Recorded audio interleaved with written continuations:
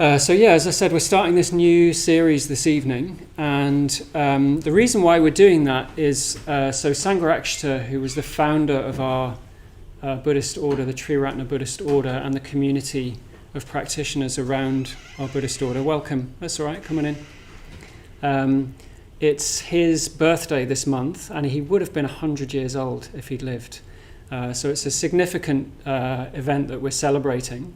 And round about this time of year, around about August, we often do a kind of series where we reflect on some of the teachings that have affected us particularly, those of us that are on the teaching team here. And we try and share something of the teaching themselves, and then also sort of why we're responding to them. So it's almost like a sort of commentary on some of his teaching, basically. And I'll just say, who here knows anything about Sangharakshita, or who's familiar with him?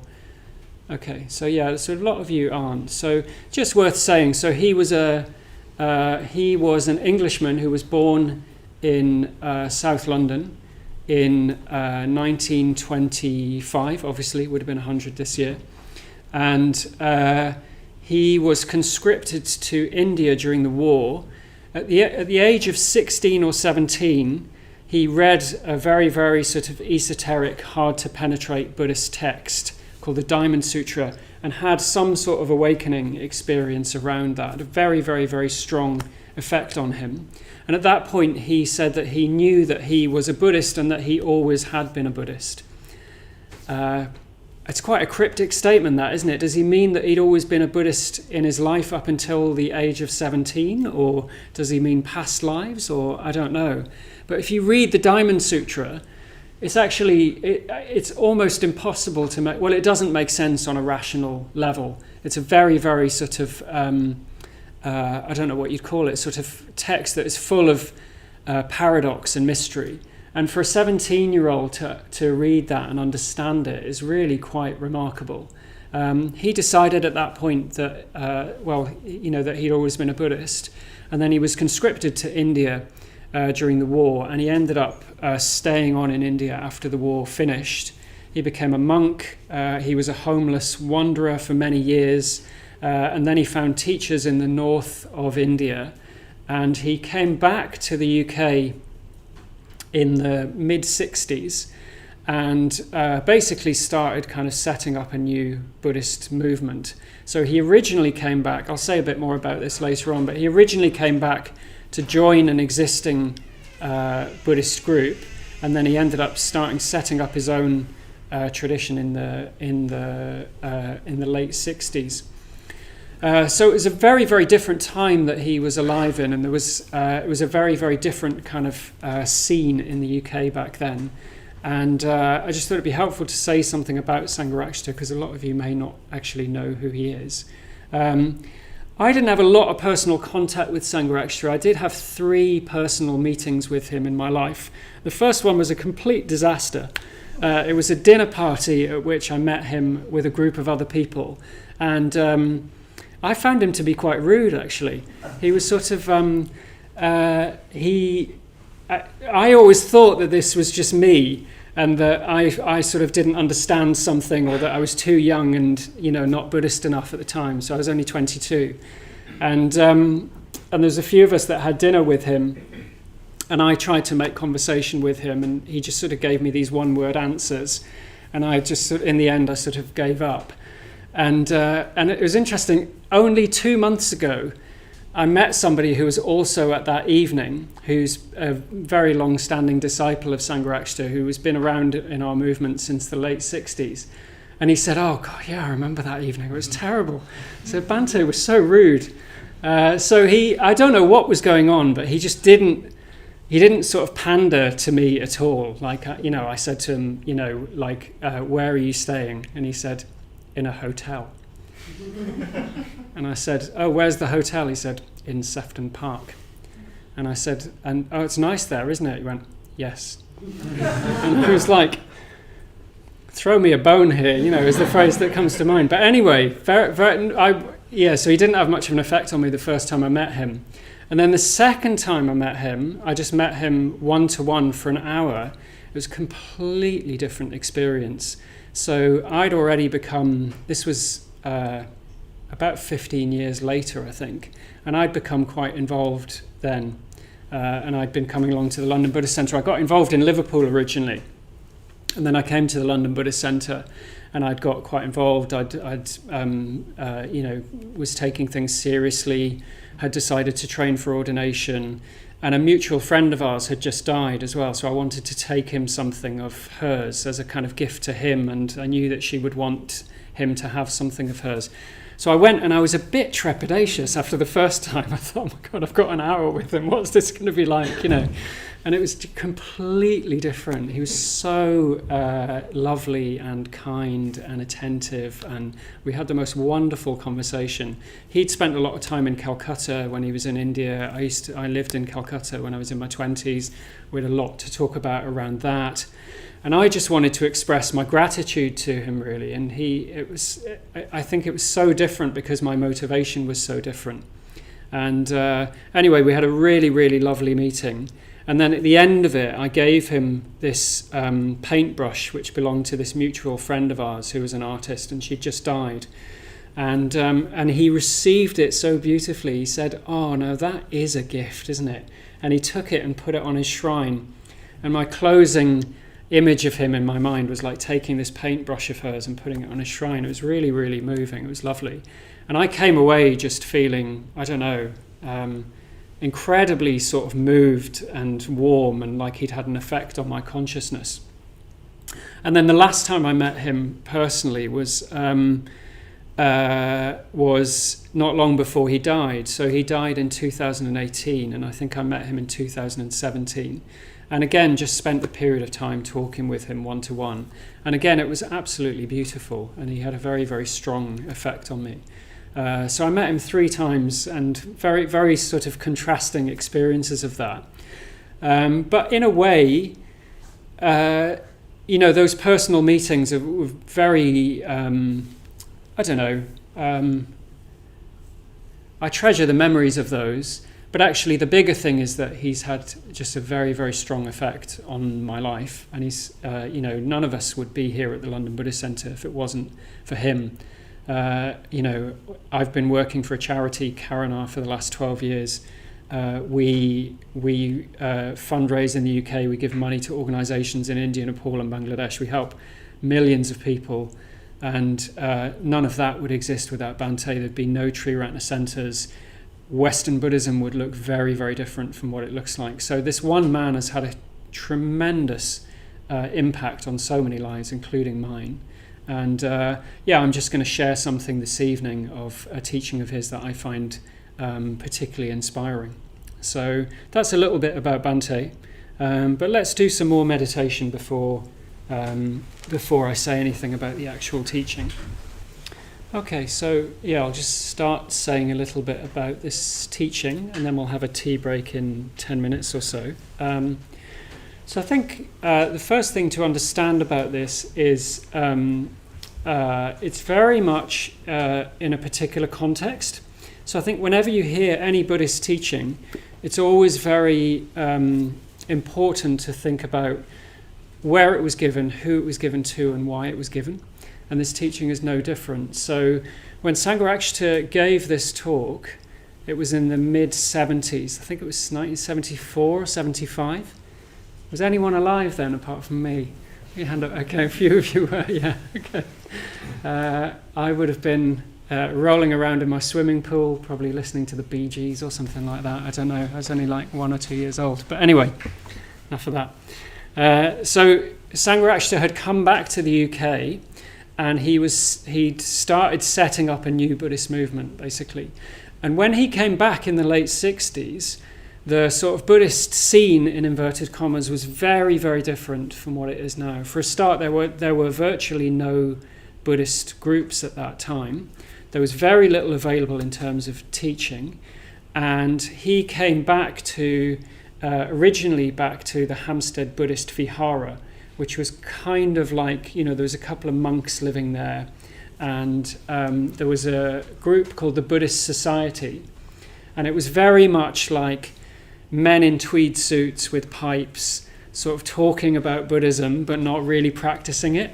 So they'd probably talk about Buddhism and then go off and eat their steak and kidney pie and have their pint of Guinness or whatever it was, I don't know. But they weren't trying to live a Buddhist life. It was more like, I don't know, you'd have other equivalents, wouldn't you? Don't know. But, it's like studying something as a sort of like a hobby or an interest or something like that.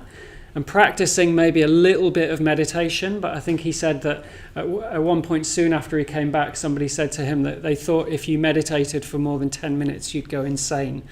So it's very, very, very different times back then. And what Sangharakshita wanted to do, he'd spent time in the East and he'd spent time as a monk, and he'd seen difficulties with the tradition in India, advantages and disadvantages, in that people in the East, it was basically there was a lay monastic divide. So if you were serious about practice, you became a monk, and if you weren't a monk, then you wouldn't be taken seriously as a practitioner, basically. And what he wanted to do was set something up in the West where it didn't matter whether you were a monk or a lay person. He wanted to set something up whereby the most important thing was that you were a committed Buddhist practitioner, and he wanted to set up a community of people who were actually committed Buddhist practitioners, and not just people that had an interest in Buddhism or were sort of pursuing it as a kind of an academic pursuit. So that's the context. So it's very much about him trying to set up a movement, and all of his teachings around that time, I mean, I think always actually, but around that time, if you talk to people that were around then, it's like he was trying to respond to what was happening with the people that came along, to the groups that he was running, to the people that he met, to society, all of that sort of thing. It was mostly young people that were coming along to his groups at the time, and they were like running these Buddhist centers in squats and that sort of thing. And there were obviously lots of people coming along, and he was sort of looking at what are the issues for these people, and how can I create a situation where people can practice Buddhism in this context, in the West. I mean, it's funny, isn't it, that phrase, the West, because it doesn't really seem sort of pertinent now. It's like we've become so globalized that you go to I spend a lot of time in India and Bangladesh, and it's like you go to India and it's different, but it's like you've got your Starbucks and your skyscrapers and whatever, and it's very, very different back then. There's much more of a sort of an east-west divide, basically. But that's what he was trying to do, was he was trying to set up this new Buddhist movement, and he was trying to think about how can we support people to do that. And this teaching is actually a traditional teaching. So it comes originally from the 6th century Chinese teacher called Che, and he talked about the path of regular steps, or he talked about meditation of regular steps, meditation of irregular steps, and meditation of no steps at all. And what Bhante was talking about was, he was saying, well, you could just apply that to the whole path, basically. And in the talk, originally this talk was published in this little book called The Taste of Freedom. There's a few short talks in here. This is where it comes from. In the talk, when I say Bhante, by the way, I mean Sangharakshita. So I regard him as my teacher, and it's a sort of honorific title, basically. It means like revered teacher. So if I say Bhante, that means Sangharakshita. And Bhante, in the talk, he references these phrases of Che, which is the path of regular steps, the path of irregular steps, and the path of no steps at all. So the path of no steps at all means meditation or practice by which one gains enlightenment with no practice at all, maybe by means of one phrase or even by means of one word. So what's your response to that? What do you think of that? When I talk about those paths, and the path of no steps at all, whereby you could gain enlightenment by hearing one word, what do you think of that? Brian, short answer. Completely possible. Completely possible. Okay, yeah. Anyone else? Any other responses? Yeah, go on. I was going to ask if you could tell us the word.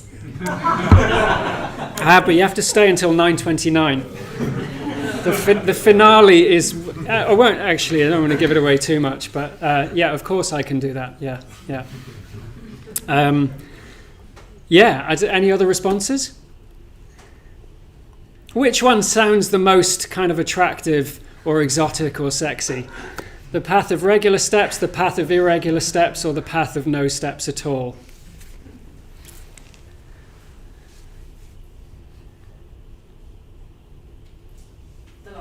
The last one, yeah. Yeah, okay, thanks. Somebody had to say it, didn't they? Blimey. Yeah. Or we could all sit here until something happens, and, okay. So it's interesting, isn't it? Like he's saying the last one is the most attractive. The path of irregular steps is probably the next most attractive, and then the path of regular steps is the least attractive. But that's what I'm going to try and sell you this evening. So I've got my work cut out. Why is it, do we think, that the last one is most attractive? No effort, it seems. Yeah, it seems like no effort, doesn't it? So if you can just sit there and hear one word or hear one phrase and, suddenly then enlightenment, well, that sounds like quite an attractive thing, doesn't it? So partly he was drawing attention to this.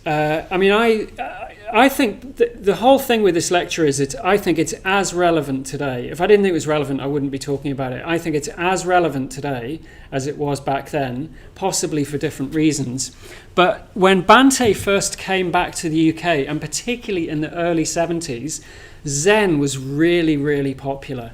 So that was the popular form of Buddhism, was Zen. In the early 70s, there'd be like Zen groups, and Zen even was used as like is it an adjective? Is that the word? I'm looking at Sturmanis. When it's like a describing word, is that an adjective? Yes. Okay. Yeah. Okay. That's all right. I don't need a diatribe about it, but okay. So like people would say, "Oh, that's very Zen," or like he's really Zen, or they're like a really Zen thing, man. That was back in the days when people actually used to say man and not be joking. So Zen was really popular back then, and a popular idea in Zen is that you don't need to make any effort. Basically, enlightenment just arises. All you need to do is just relax. But the thing is, this comes from a tradition where the monks are meditating for like 10 hours every day. This is the thing, it's not like you say one word. It's like one word might be the straw that breaks the camel's back, so to speak.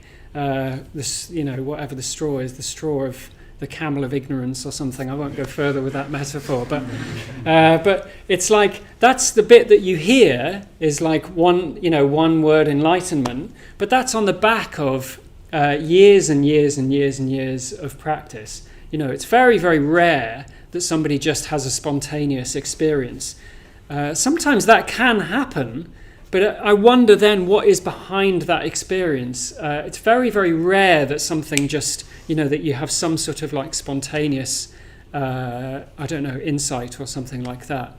It's usual that the foundations are laid. It may not be when you think, it may not be according to some prescribed route. I mean, I've been caught off guard myself by very, very powerful experiences at some time, but they definitely come in the wake of some kind of foundation being laid. So what he's saying is that there isn't really any such thing as the path of no steps, and I think this is what Chö-yi is actually saying, is there's this idea that can happen, but actually when you go deeply into it, it's not really true.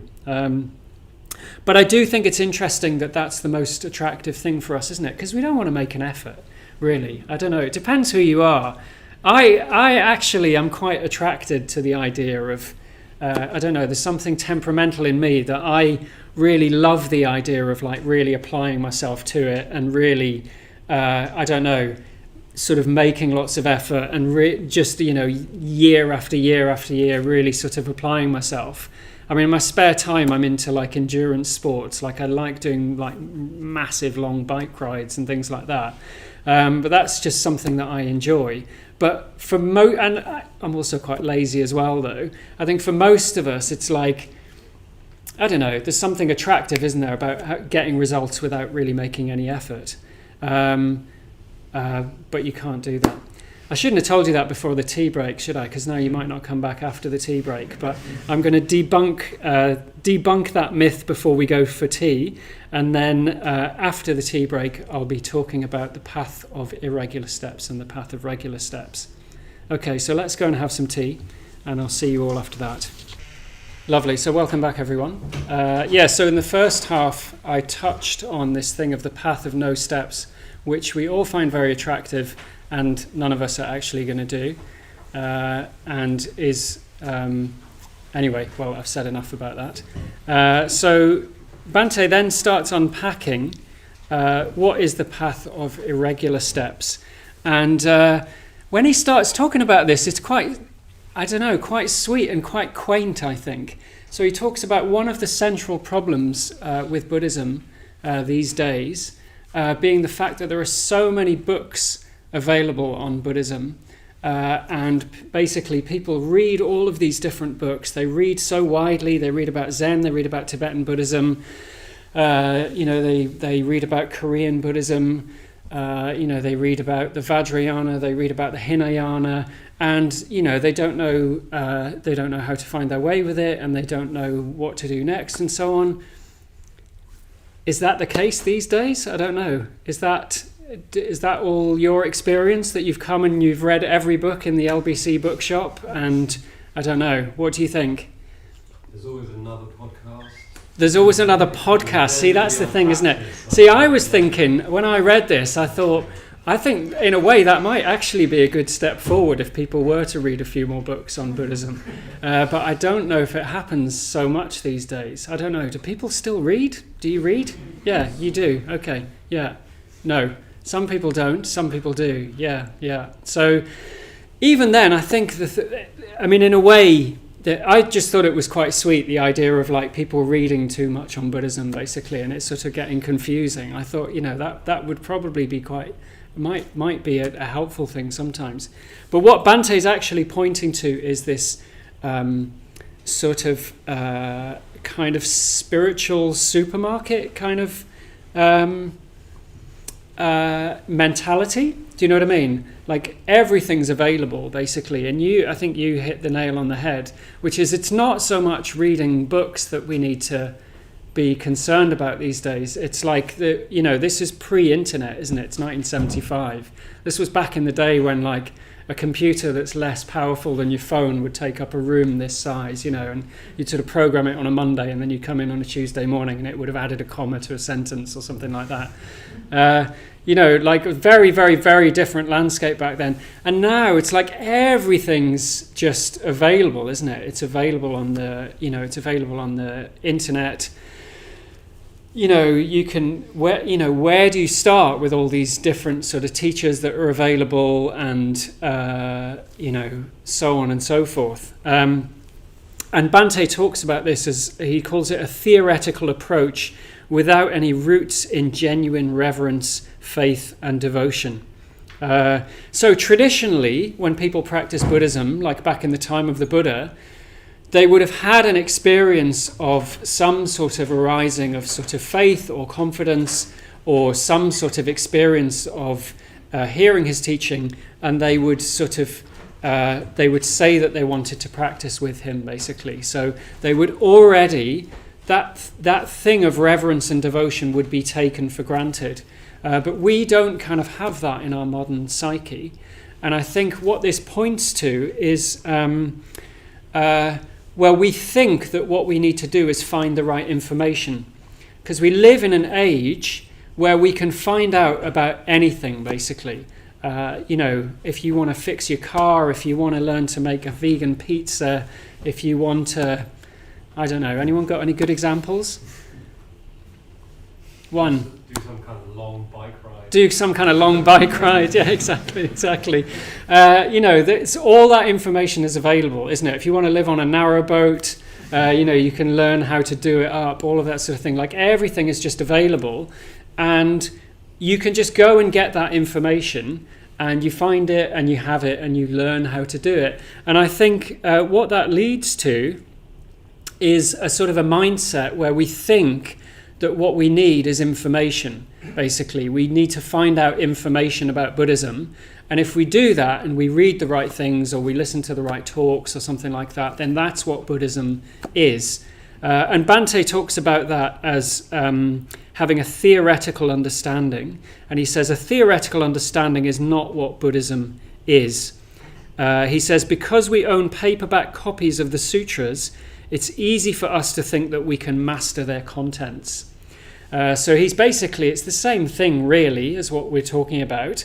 He's talking about having paperback copies of these sutras, which are ancient Buddhist texts that would have originally been handed down in a kind of an oral tradition, or like people would have risked their lives to get these teachings. You know, I remember reading about a Japanese teacher that I'm very inspired by called Kukai, who made a journey to China from Japan twice to get Buddhist teachings.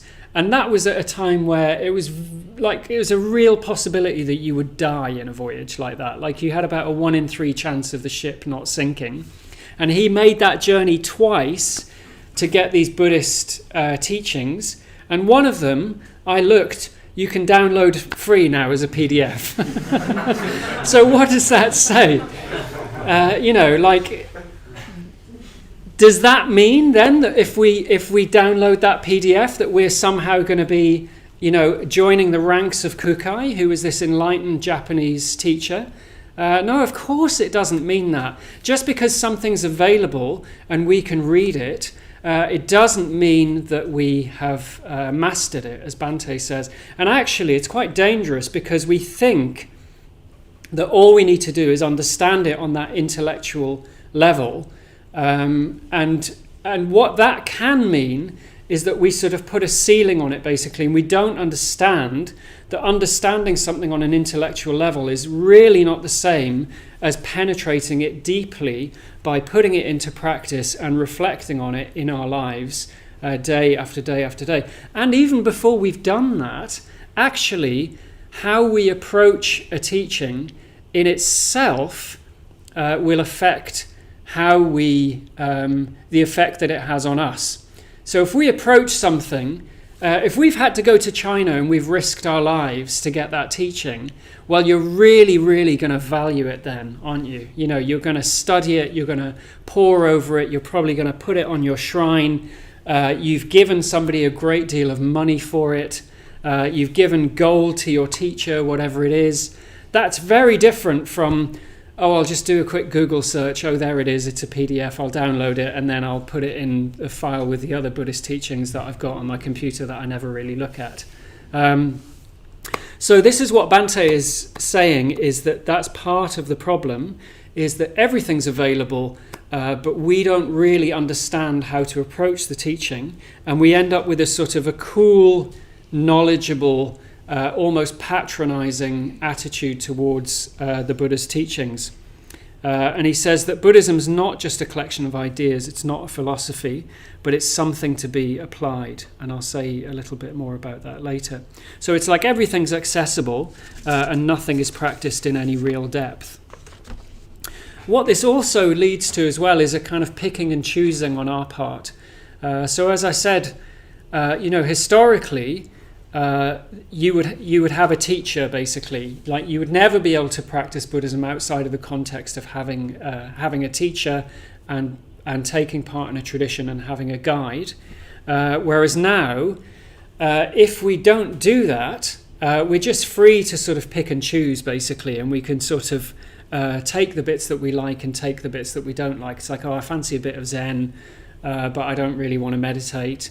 Or, I'll read a bit about the Tantra because that's to do with sex, isn't it? And that sounds interesting. And, we end up with just this like hodgepodge of stuff that we don't really understand and we don't apply it systematically. Okay. So in the text, Bhante tells the story of John, who is this guy who comes along to a Buddhist center. He starts coming along and he starts meditating and nothing really happens. I don't know what happened in your meditation this evening. Maybe for some of you it was a very deep meditation. Maybe for others you had a busy day, your mind wasn't very still, that sort of thing. But anyway, John comes along to a meditation. He learns how to meditate, and after a few weeks he comes along and he gets a bit bored because nothing much is happening. So he stops going to this particular group. But then he hears about this very sort of authentic Indian guru that's coming from the East. So he thinks, oh, that's where I'll get the real teaching. I'll go along and I'll get some teachings from him. Does that happen these days? I don't know if that really happens, does it? You hear about this sort of exotic guru. I don't know. Anyway, Vandana Jyoti's nodding her head. She knows about some exotic gurus. Say again? Oh, yeah. So that's right. Yeah. So we've got our kind of modern equivalents, haven't we? If people say, oh, they're the hot, interesting guru at the moment. Yeah. Yes, very good. So anyway, he hears about this guru, and he goes along and he's really, really into his teaching, and he goes along to him for a couple of months and he thinks he's really getting somewhere, but then the guru disappears one day. Maybe he's gone back to the East. Maybe there's a scandal. I don't know. Gurus often get involved in scandals, don't they? But anyway, he disappears this day, and so he's really, really upset. So he goes back to his original group and he's a little bit bored at the group. But then one day in the group he has this experience where he has a very, very, very deep and profound experience of meditation, where something seems to open up in his mind and suddenly he understands the potential of meditation. And this really, really reinvigorates his practice, and he starts coming along very enthusiastically. And then something happens to John, which is he falls in love. So he comes along and there's this young woman that comes along to the group and he falls in love with her and he thinks, oh, this is fantastic. I find somebody who shares my values, and they start dating, and then she decides that she doesn't like him, so he can't then go back to the group because she's there, so he stops going to it and da-da-da-da-da. Anyway, the last thing that anyone heard about John was they met him at a party and he was drinking but saying that he was really interested in Zen and he was thinking of learning Tibetan. So that's the story of John. So what does that illustrate? It's basically that path of irregular steps, isn't it? It's like we do something for a while, then we pull back, then we decide actually we are into it, then we do something a little bit different, then we go to a different group, then we come along, maybe we're reading this, we're reading that, we're reading that. But there's no sort of consistent effort, or there's not enough momentum behind our practice, basically. What do we think about that? Do we think that sounds far-fetched, or do we think that sounds realistic, or what do you think? Even more so in this day and age, I would say. Even more so, yeah. What makes you say that? Like you said in the beginning, you can access information very easily. It's all there to be read. Yeah. That's right. Yeah. So I think that's part of it, isn't it? Is that we're less likely to follow one path if there are lots of other things where we're like, hang on, this is available. Yes, but you wouldn't have had access to those other paths in the past. You would have to stop it. Yeah, that's right. Relationships, modern relationships, and similar. Ah, okay. Much like that's probably a whole other talk, isn't it? But, say again? Learning guitar. Right. My guitar teacher, I see all the time. Do you? What do you see when you're teaching guitar then? People dip into different players, different genres. Ah, that's really interesting. Okay, so there's like a parallel. I think so. Yeah, so that pick and choose mentality is like it transcends the thing. So. Yeah, interesting. Okay, yeah. Well, I can vouch for the validity of this story because it vaguely mirrors my own, actually. So I got involved when I was quite young. I first came along to a Buddhist center when I was 21 or 22. And I thought, oh yeah, this sounds quite interesting. I did a meditation course, and I combined Buddhism with my other major hobby at the time, which was drinking and taking drugs. And I did that quite successfully for a few years, but of course didn't make much progress trying to combine those two hobbies because they were kind of at odds with each other. And then I went to live in India for a while, so I moved to the other side of the world from the Sangha that I was part of. While I was there, I was practicing yoga, I was meditating, I thought of myself as a Buddhist, I was reading some Buddhist books. And then I moved back to London, and I fully intended, moved to London in 2000, and I fully intended that the first week I came back I would go to the London Buddhist Centre. And I eventually did that in 2007. So it took me 7 years, during which I was still calling myself a Buddhist. I'd vaguely picked up my old hobby again, and I was doing lots of DJing and promoting and basically having far too much fun to practice Buddhism seriously. But during that time, I really thought I was practicing Buddhism. Like, I thought I was really doing it. I was reading Buddhism, I was meditating occasionally, not every day, but I didn't have a community around me, so I didn't realize that actually I was just sort of spiritually faffing about. And that's mostly what I was doing. And then I had a particular experience which arose from a painful relationship breakup, and that's what brought me to the London Buddhist Centre in 2007, when I started getting a bit more serious about practice. So my own... It's easy to laugh at John, but I don't laugh at John. I resonate with John. And I think there is a thing that, like, probably to some degree, this is just what happens. You know, it's very rare, I think, that somebody comes along and just, like, immediately is like, okay, I'm going to do this. I'm sort of committed to this, basically. I think there's usually... a bit of coming and going, or a bit of like, I'm not sure how serious I am about this, and then at a certain point something happens, maybe there's a bit more depth or there's a particular experience, and then maybe we move on to the path of regular steps, and I'm going to say a little bit about that in a moment. So what is the path of regular steps, and how do we make the transition from one to the other? So I'm going to get the trusty flip chart out. And so in the lecture, Bhante talks about the path of regular steps as the threefold path, which is a traditional formulation in Buddhism, which some of you might have come across before. Oh, is that? Okay, sorry, my flip chart's a bit wonky, isn't it? Okay, so this is the threefold path.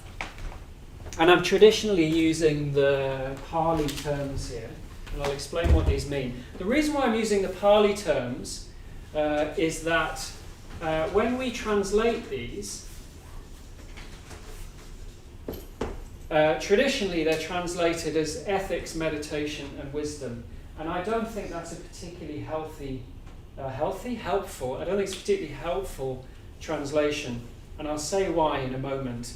I think it might include those things, but this is a kind of formulation of the Buddhist path. It's one of the formulations of the Buddhist path, and it's kind of sequential, and also the stages feed into each other as well. But it's important to at least provisionally think of it as sequential from the point of view of what Bhante was talking about, which is this idea of a path of regular steps. He's saying there is a path of regular steps, and it is sequential, i.e. you do one and then you do the other and then you do the other. And I'll say why that's true and why that's not true in a moment, but just to go through these to start with. So the first stage of the threefold path is, the Pali word is sila, and that gets translated as ethics. Is everyone, people familiar with this, by the way? Some of you are familiar with it. Okay, some of you aren't. Yeah.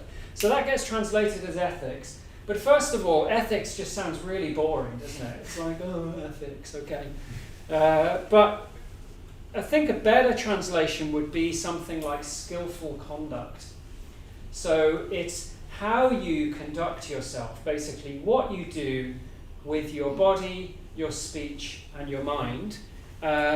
And more trying to bring that into relationship, or trying to act in accordance with reality. So the more we're at odds with reality, the more difficult our life will be. So, for example, if we really, really believe and act like we're the center of the universe, and that we're more important than everyone else, if we really believe that if we don't see that things are impermanent, And if we think that we're going to get lasting satisfaction from sort of ordinary pleasure, and that somehow we can arrange our lives so that everything's just going to be fine from now on, then that's going to cause us unhappiness. And sila, or skillful conduct, the skillful part is that you learn to behave in a way that is more in accordance with reality, basically. And I really like that word skillful, because it implies an element of sort of craftsmanship, or it's like you talked about learning a musical instrument, like learning a language or learning a musical instrument.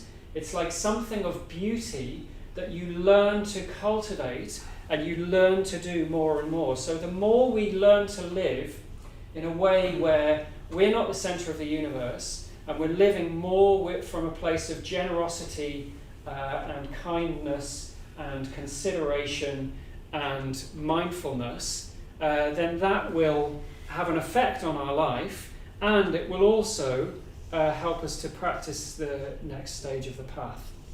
So ethics, skillful conduct, the way we behave, the way we are in the world, the things we think and say and do. And the next stage of the path is samadhi, and that gets translated as meditation, but it's actually more than that. What it actually is bringing together the energies of the currents that flow through our life. So it's living our life in a way that is sort of more in one direction, and working on our behaving more skillfully starts to do that. And in samadhi we continue that, where we're actually trying to behave in such a way where our life is moving in one direction. It's like our psychological energies are sort of moving in one direction. We're not trying to do many different things with our life. So an example of that would be the thing I was talking about earlier. When I first got involved in Buddhism, regularly doing two things that were completely opposite to each other, basically. So drinking heavily, taking drugs, and meditating. They're like opposite activities. So I don't know if you could say they cancel each other out. Maybe that's a bit simplistic. I think there was some benefit to me meditating, but you're not going to make significant progress with meditation if you're intoxicated a lot of the time. And samadhi is when our ethics are sorted out enough that our life is sort of flowing more in one direction, and we're not trying to do 10 different things with our life. And as that happens, in meditation, something else starts to arise. So meditation becomes deeper, it has more of an effect on our life, and we start to experience deeper states in meditation as well. So traditionally, this is talked about in terms of meditation, but it's also just your life as well. I think that's really important.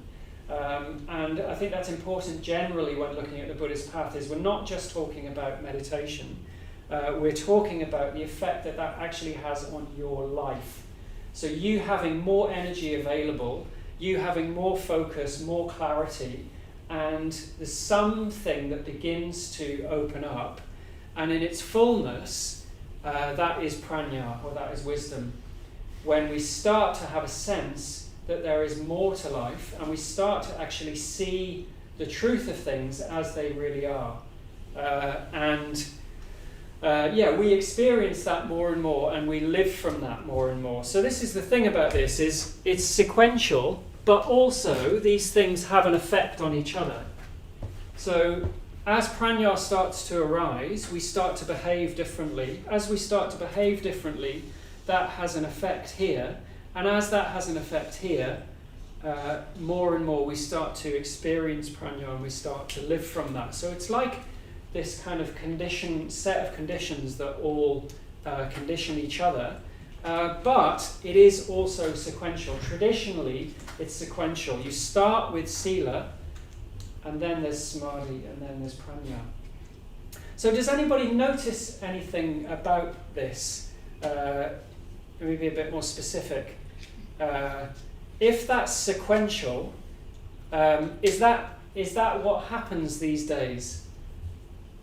When people start practicing Buddhism, or when they come along to a Buddhist center, or when they start getting interested in Buddhism, Is this what happens? Do they start practicing ethics first? No. It's interesting, isn't it? That's not what happens. What's people's first thing that they do usually? Say again? Meditation. Yeah, they meditate. They learn to meditate, don't they? So I'll put the flip chart away. That's interesting, isn't it? So that's the traditional formulation, but that's not generally what people do. And it's interesting. Like I teach, I teach Introduction to Buddhism and meditation courses. I teach people to meditate.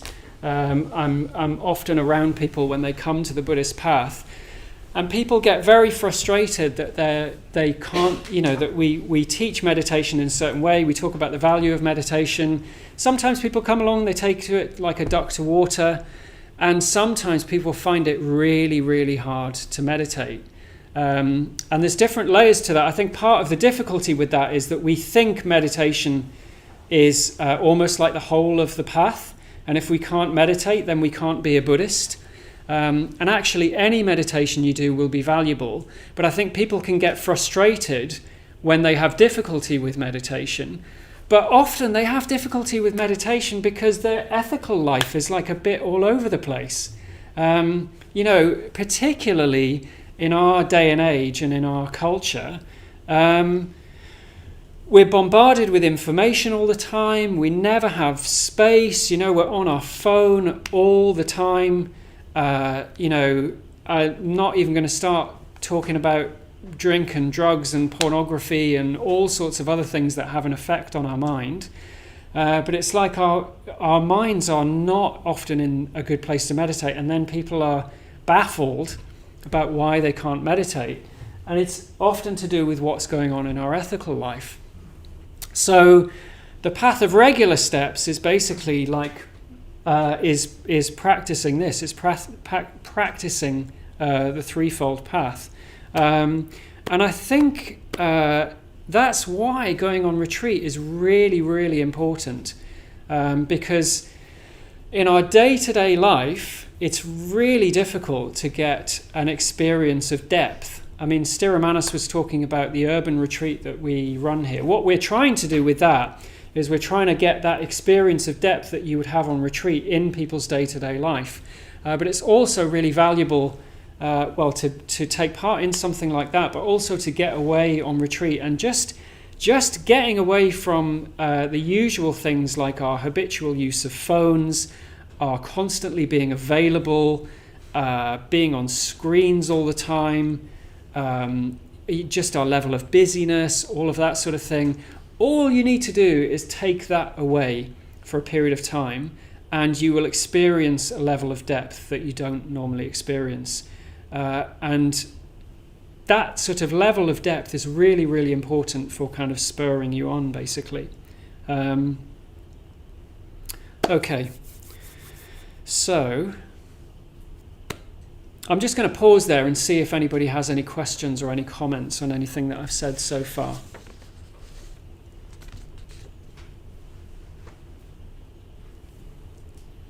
Yes. I think I definitely see what you said about when actions in your life are maybe not very helpful, then it's difficult to meditate. But I mean, often my meditation is just really difficult, despite the fact I've not done anything. I've lived a pretty decent moral life today. Right? Yeah, I'm not necessarily talking about unskillful action in the sense of having caused harm. I mean, I might be talking about that, but I'm also talking about just the volume of input that we have as well. And I think often we don't really, that's just become the norm for us, basically. I mean, there's never been a time in history where people have been so bombarded with information. And I mean, it's interesting, like Bhante talks about this kind of thing in the 70s and 80s, and he talks about, that there are so many newspapers available and so on, and it just sounds really cute, doesn't it? It's like, my goodness, imagine, like, I'm old enough to remember a time before mobile phones, where people would like read on the tube, and you would arrange to meet a friend somewhere, and you would just go and arrange it in advance, and you would go and meet them at that place at that time. Crazy, and we weren't just, we weren't looking at phones all the time. I'm not saying that to sound like some old middle-aged granddad, do you know what I mean? But what I'm saying is that even just the thing of having phones means we're looking at our screen all the time, we're getting information all the time, we're looking at news sites, Instagram, whatever it is, and we're also constantly available. That's the other thing as well. And all of that has a very, very strong effect on your mind. It means your mind is restless. And what you're trying to do in meditation is allow your mind to become still, which is the opposite of restless. And we're so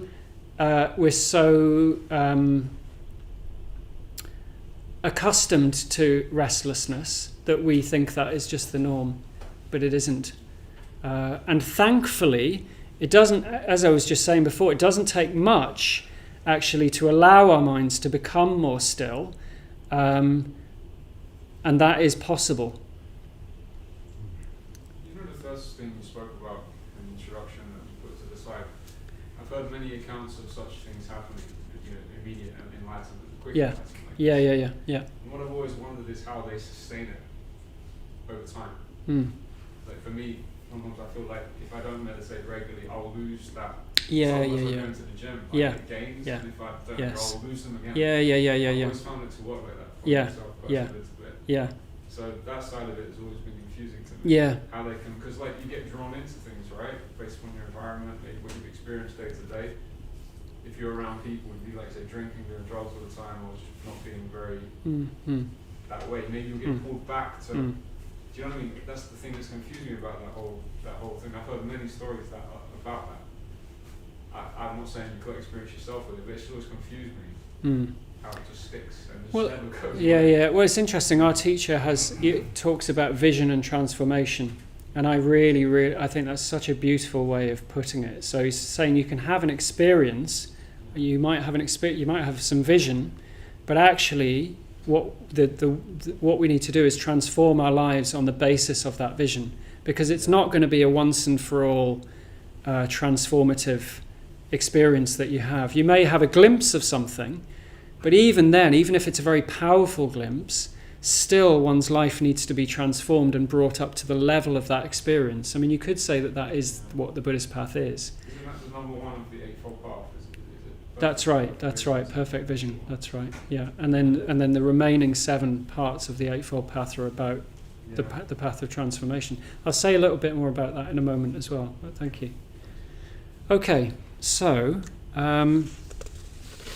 one thing that Bhante is assuming is that he is assuming that practicing this path is in the context of some kind of commitment. And this is where he talks about commitment in the talk, basically. And I'd like to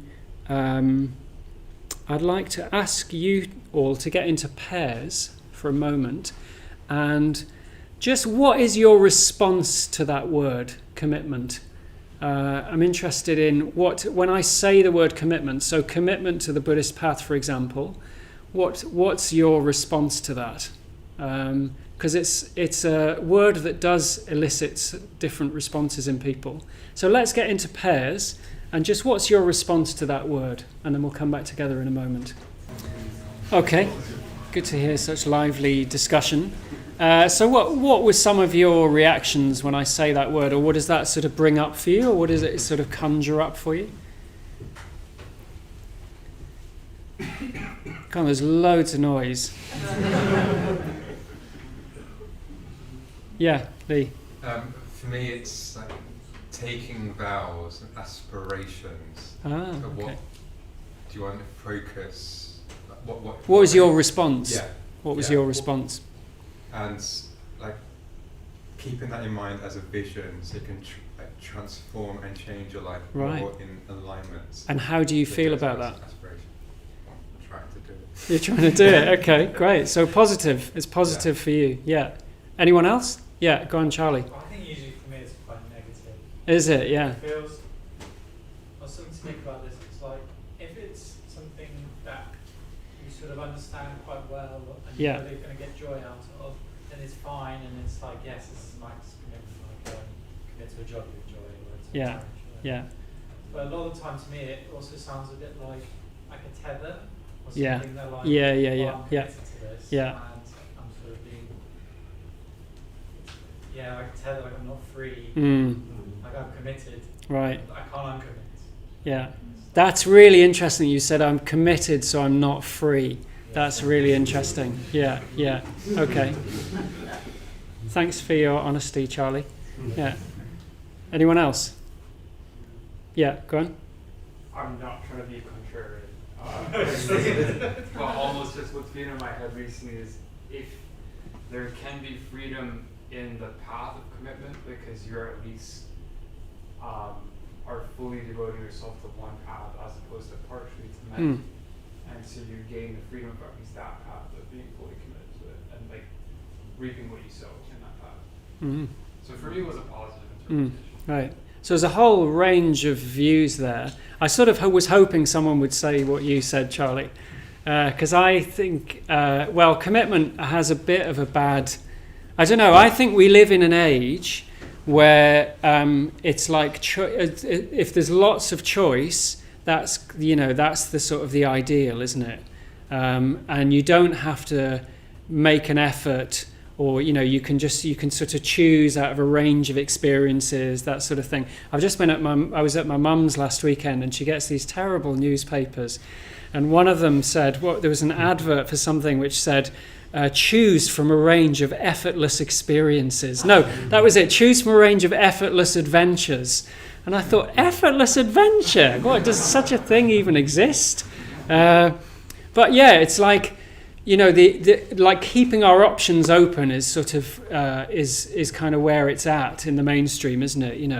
And there's a negativity to commitment because it involves a narrowing, doesn't it? So by definition, if you're going to commit to one thing, it means you can't do something else. And if you can't do something else, that means that you don't fully have a choice, which means that you're not free. But actually, what does that add up to in a human life? If we're always keeping our options open, where does that leave us in, I don't know, wherever it is? It's like, actually, the thing is, you do have to commit to something, even if that's committing to not being committed. Like, it's not, you can't live a life where you don't commit to anything. It's just that you might think that you're not. Do you see what I mean? It's like you could live a life where at the end of it you haven't done anything and you've completely committed to yourself to not committing to anything, and then, well, what does that add up to? Not very much. But I think discipline has a bad reputation. It's like, I don't know, that thing that we were talking about before, about the path of no steps, I don't feel that way. I naturally respond to the idea of commitment. But I recognise that most of the time we'll only commit to something if there's enough of a sense of, something needs to spark you off, doesn't it? You need to feel inspired. You're only going to commit if you feel inspired. But we're in a bit of a catch-22 if we don't put ourselves in conditions that actually will inspire us. So this is why we're constantly telling people to go on retreat, because it's really probably the only it's a situation where your mind is going to be still enough that you can actually get a sense of what Buddhism is really about. And so many times I've led retreats or been on retreats, and at the end of that retreat, people say, "Oh right, I feel like I've seen something now. I want to practice more fully. I want to make some kind of commitment." And in our movement, there are formal ways in which you can commit. So you could become a mitra. You could join a study group. You might even ask for ordination. You might even want to be ordained. There's an endless path of commitment. But at any stage, I think the path of regular steps implicit in that, or actually explicit in that, is if there's a path of regular steps, it means that there's always a next step. So whatever the next step is for you, that's what one needs to think about. And that might be just committing to going on a retreat, or it might be committing to do the urban retreat, or it might be committing to coming along to a class regularly, or joining a class team, or something like that. But if you take yourself in that direction, you're then likely to be in conditions where actually some inspiration arises, and then on the basis of that you will naturally want to commit. You can't say like, oh, you commit to something if you're not inspired to do that. It's just completely sort of arbitrary and pointless, basically. Okay. So yeah, like traditionally, that would have been what happened with the Buddha and his followers. Was they would have been inspired by something that he said, or they would have been inspired by understanding his teachings from one of his followers, and they would commit. They would go for refuge to the Buddha. This is what going for refuge means, is they would want to put his teaching, they would want to follow him and put that at the center of their lives. I think just going back to the thing I was saying before about the threefold path, I think that the shame of that, in a sense, is that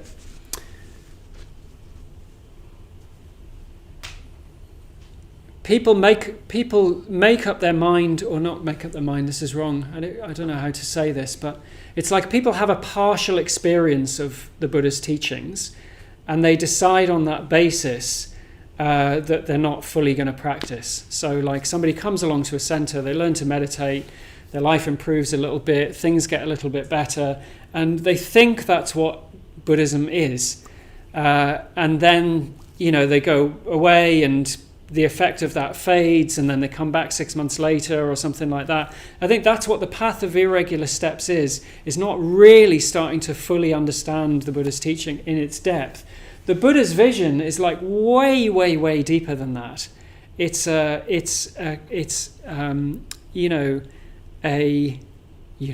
God, that's so clumsy. Sorry. It's a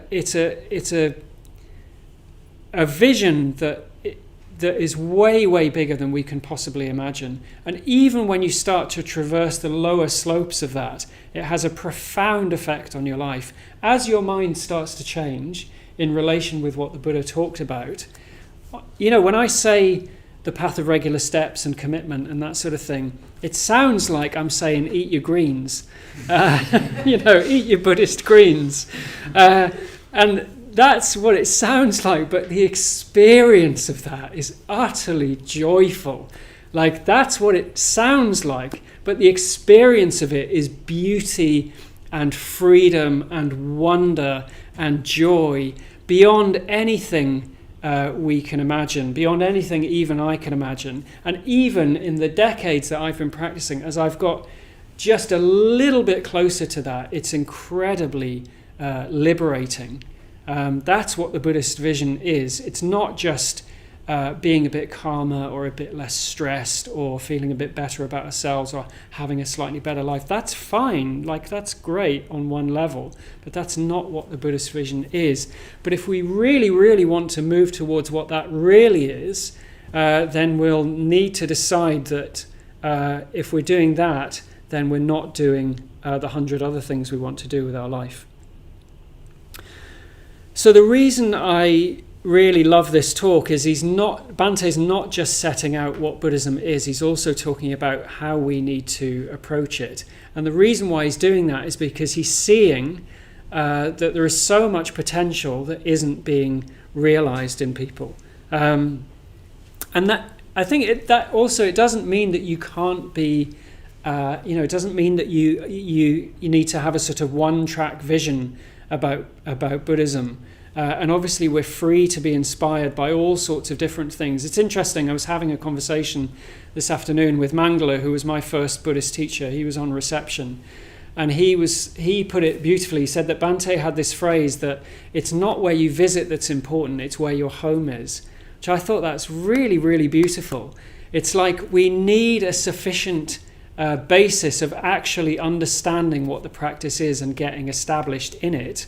And then we're free to visit other places or be inspired by other things, but we need to have a decent level of momentum about our practice, basically, and that comes through commitment. So I'm going to finish with a quote from Goethe, and I just want to reiterate this point that if what I've said sounds at all sort of dry or like I'm saying, do X or Y or something, I don't mind really. I don't really care what you do in a certain sense. That sounds terrible. That's not true. I do care. But what am I trying to say? It's not. I'm not saying this in a sort of a school teachery way. It's like the expression of something is that, but the experience of it is completely different. Does anyone remember those memes that were like round a while back, where people would say, I don't know, do you know like what such and such really is, what so and so thinks it is? Do you remember that? Yeah, I went down a real rabbit hole of looking at those yesterday, because I was thinking this is a little bit like what I'm saying. It's like what I say commitment is, what you think commitment is, what the experience of commitment actually is, and it would be something like I don't know, freedom, joy, beauty, liberation. But that comes with commitment, and when we commit, whatever it is and whatever next step we take, that frees up all sorts of forces in the universe. And I think what that means in reality is just keep coming along, keep taking a next step, stay with it, and always know what your next step is and always be willing to take it.